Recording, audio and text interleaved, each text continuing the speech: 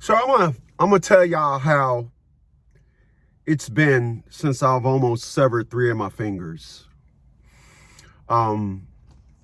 Tomorrow, Saturday, will be 2 weeks, and just break it down to you guys, how it's been, and why I haven't told everybody the truth as to what happened. I just tell people that I stuck myself with a steak knife. And the reason why I just tell people I stuck myself with a steak knife is because the accident happened January 10th. And, 10 days before that was New Year's. 6 days before that was, 6-7 days before that, rather, was Christmas. And then 3.5 weeks, almost a month before that, before Christmas, was Thanksgiving. And I spent all of those by myself. So when I had this accident, I was sitting in a hospital saying to myself, why tell anybody that I almost severed 3 of my fingers? Why tell people that I still got to get plastic surgery? I still got to go to the doctors. I'm going to be in this for about 2 months. Why tell anybody what really happened? I mean, after all, it's not like somebody's going to come visit me and then say, damn, what happened to your hand? But I thought you said, oh, and it ain't like they're going to look at this video and call me up, because they don't watch my videos anyway. See my point? So the reason why I didn't tell nobody is because, again, why tell people that don't care? Why tell people that why even psych myself up to even think I'm gonna have somebody to care, when if I spend Christmas by myself, Thanksgiving by myself, New Year's by myself, my birthday by myself, I got a whole list of by myselfs. But for some reason, I think that I'm gonna have somebody that's gonna come and help me with things that I have. I was supposed to go to surgery on Wednesday. I had to cancel it. Why? I didn't have nobody to come and bring me to the doctors. I didn't have anybody, so I had to cancel the surgery. And that's just ever more proof why I'm glad I didn't tell anybody. So I'm gonna just it's kind of was a long intro, but I'm gonna start it off by saying this.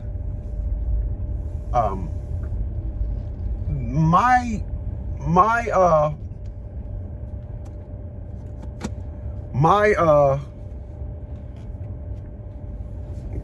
professor in college said something, that I am living and it is now my religion. And my professor in college said, and I quote, "In the future, your family will only be those that live under the same roof as you. Your family will only be those that live under the same roof with you." Okay. So now we live in a time where everybody's having it hard. Everybody, everybody's perspective on living, everybody's rent going up, everybody's having all these problems. I'm not having those problems. So, but what I don't see is, I don't see people that I know that are taking that perspective into account. I see people that, lost their job, but still are, when the sisterhood have an event, they make it. When they have to do this, they make it. Everything else is full steam ahead. All the sisterhood engagements, all the social engagements, they're not missing a beat on none of those. But in their private life, they got to stop doing this. They got to stop doing that. I see that. So with that perspective that my professor told me in college, I am now saying to myself, you don't live in the same house as me anyway. So why do you care about what happens to me in my house? So that is more of the perspective as to why I'm not telling nobody what happened. I'm not even going, again, I'm gonna post, this video will post today on this Friday, the 23rd of January, nobody's going to watch it and say, hey, I seen a video. What? However, I must be fair. I did post the videos when I was in the hospital when it happened on my personal Facebook, and everybody, and I mean everybody that I went to school with, everybody that I grew up with, even individuals that I was in the post office with, reached out. What happened? Called me, inboxed me. It was like, I was like, wow, people care about me. I had one female say, Chris, I want to come do your show with you that I went to high school with. And it's like, those are my friends. Those are the people that know me. So I had, what came out of me posting that video is I had the realization to understand something. If you met me after the 90s, you don't really know me, nor do you care. This is why you hold my videos against me. You hold my videos against me. Everybody that I met in the 2000s, hold my videos against me. Another story. But I'm going to now tell y'all what it's like to try and do things. So I'm going to start with putting on deodorant. I got to do this, and then I got to bend my hand and do partial armpit. So my right arm get partial armpit because I cannot grab with this at all. I can't. I cannot walk my dogs anymore. I have to let one off leash. I cannot have both of them in two leashes. It's real hard to do that. Sometimes I put them both on a leash and do one hand, but then I walk them at night, and I say, if somebody approach me, I got to drop that and grab my gun. So that has been extremely compromised. Everything else has been compromised. The way I sleep, compromised. I sleep on my side with this hand holding this hand like this up in the air, so the blood, so I got two pillows on, I sleep on my right side, and I put two pillows on the side of me, and I put my arm on those pillows, and I take this arm, and so I sleep like one pillow on me, two pillows, and up like that, so the blood don't rush up in my so that's how I sleep.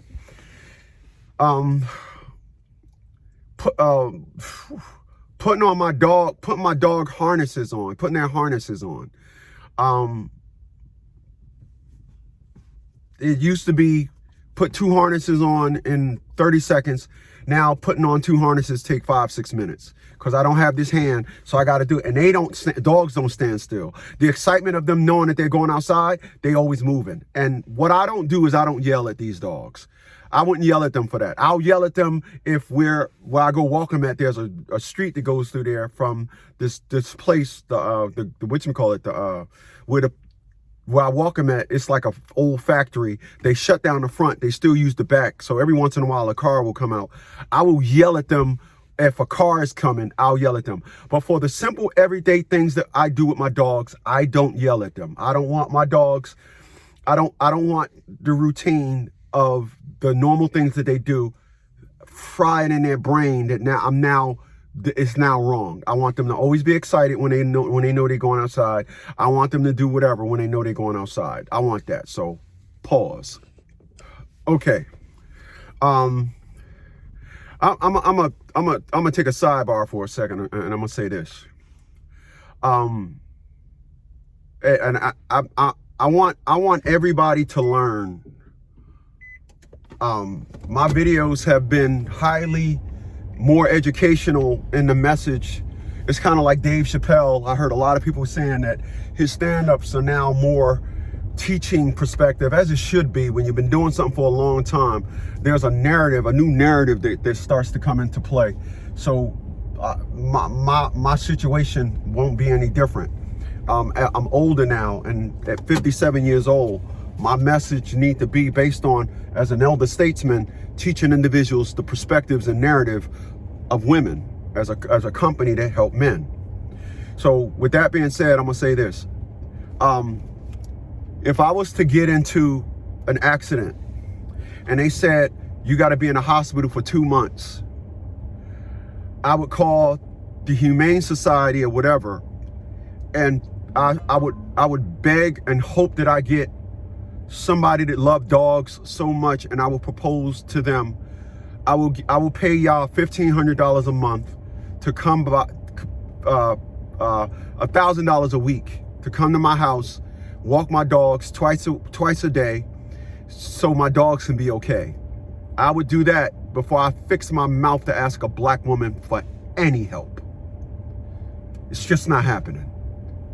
I will not ask a black woman for help if I am stuck on the side of the road and I know a black female that lives 2 blocks away. I will not call a black woman and ask a black woman for nothing. They have shown me that in the greatness that black men are, in the videos that I've seen, and I've seen enough black women, and I thank those black women for making videos, helping us men understand that the reason why these individuals are the way they are because they have no value, and they want to trick y'all into thinking that you got to take them to Ruth Chris. You got to pay for a babysitter for their kids. Yup, they got 3 kids by 3 different men, but now they know what real value is. So those 3 kids by the 3 different men, that was the test. Now, it is amazing how super dumb black women are. It's just amazing.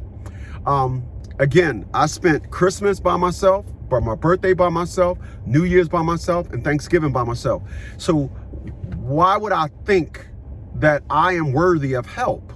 You didn't help me in good times. Why would you help me in bad times? Why didn't you invite me over to the place you was going to? You didn't invite me over because the sisterhood don't allow men like me in the sisterhood.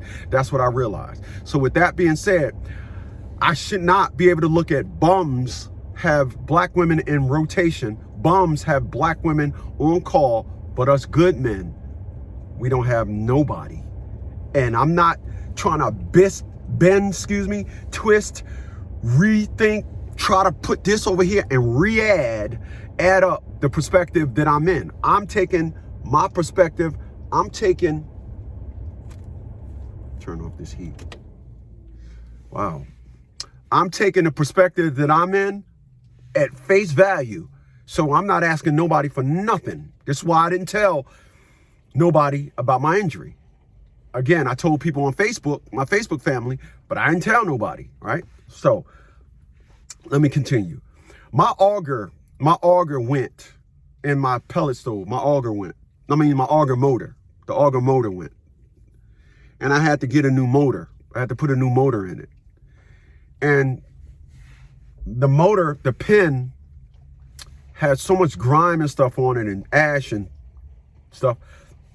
I took the side of the pellet stove off and I had to grab it. Well, when I was grabbing it, as I was grabbing it, straining, I just felt my fingers swelling up. It was amazing. The bandage and everything just got so tight.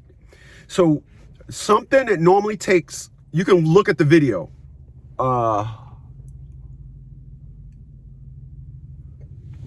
You can look at the video on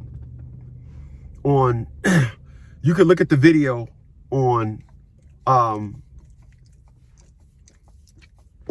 changing an auger motor. And you look at the video on changing an auger motor, it literally takes 10 minutes. The only thing that's holding the motor in there is a pin. You pull the pin out, the motor falls out of the thing, you put it in there, and you put the pin in.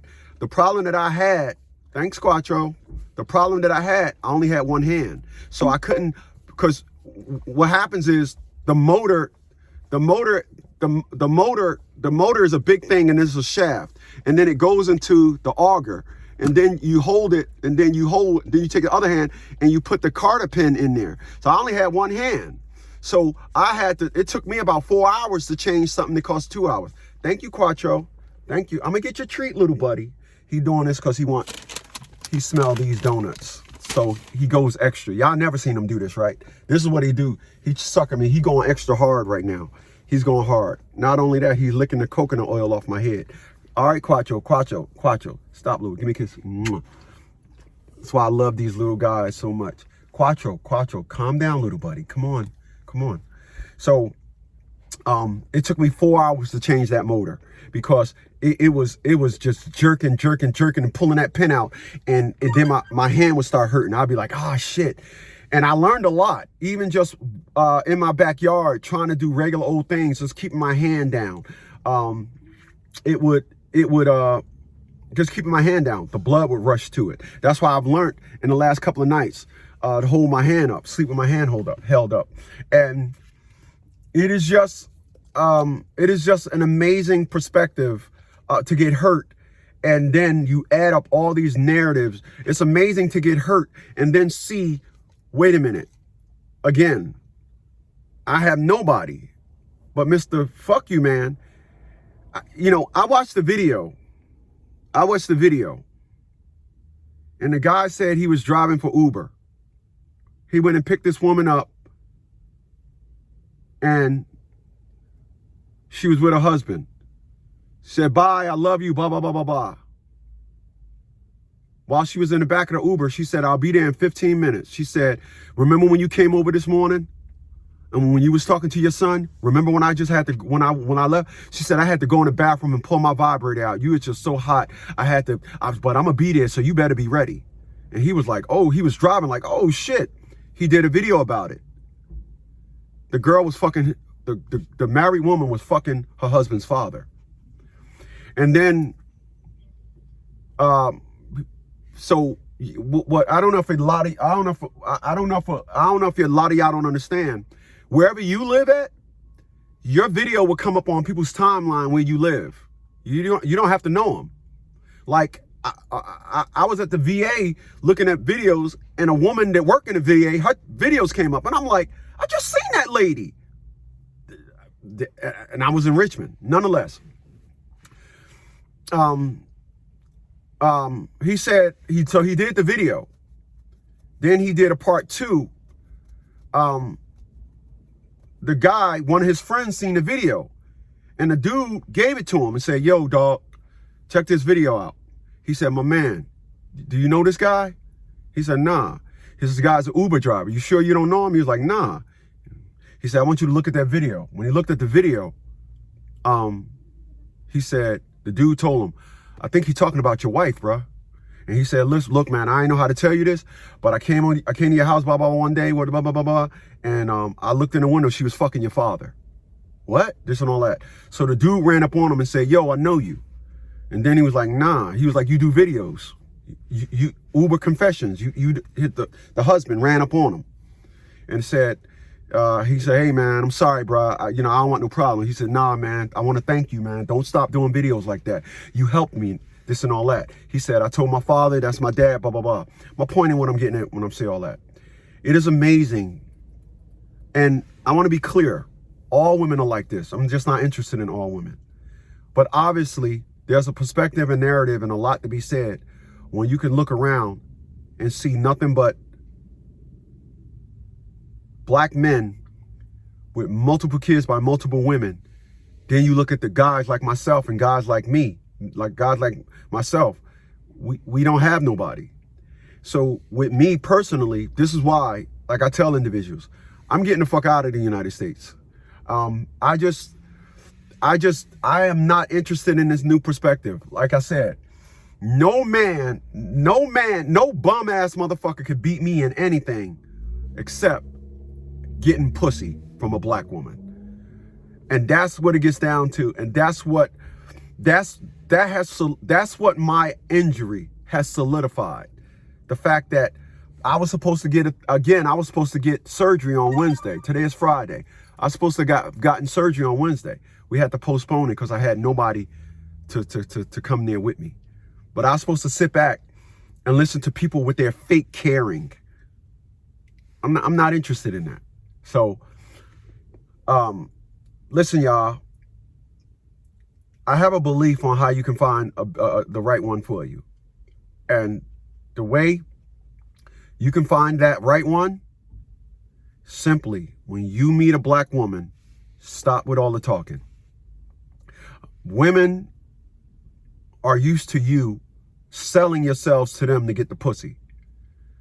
Stop trying to sell yourself to a woman to get some pussy.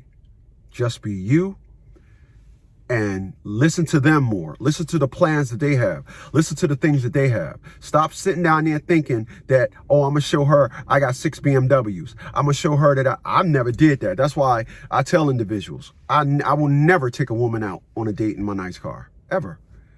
I'm going to see who you are. Another story. But just know that. All right? Catch you guys on the next one.